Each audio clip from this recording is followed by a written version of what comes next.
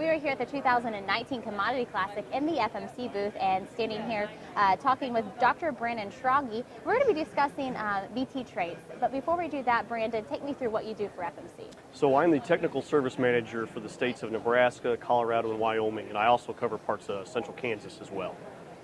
Well, when we're talking about the topic of preserving BT traits and managing corn rootworm, what are those first signs of BT trait failure?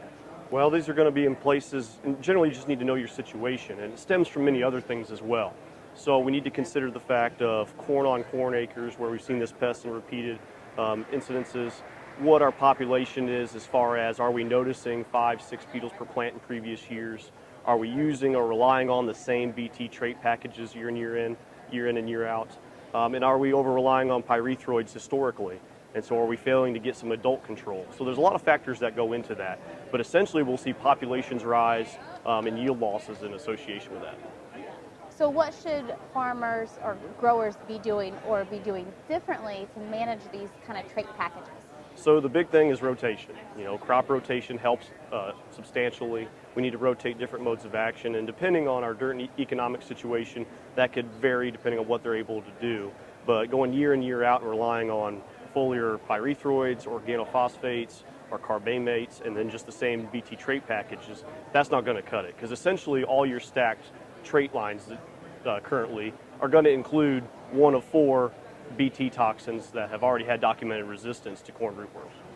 So beyond rotation, taking us to more of the technology side, what tools can growers use? Well, so there's a number of different tactics. Again, rotation always helps. We can use our stack traits in accordance with foliar insecticides, but the big thing is using something new that's going to have some residual control that we can actually get lengthy, coverage time in that crop. And so what FMC has released is Stewart Insecticide. And this is unique in the fact that it's a group 22. It's a voltage sodium channel blocker. And so basically what this means is that we're able to get 21 days of residual control out of an 8 to 10 ounce application rate. It's a pro insecticide, meaning that higher mammals, non-target insects, we don't have the hydrolases in our stomach to disassociate those compounds and make it insecticidal. So that means it's very safe on beneficials, which will keep them out in the field, helping our predatory attacks on those corn rootworm beetles. And it'll also be very safe for human handling. So you shared with us FMC's solution. So how does a grower identify or determine if an insecticide treatment is actually needed on their crop?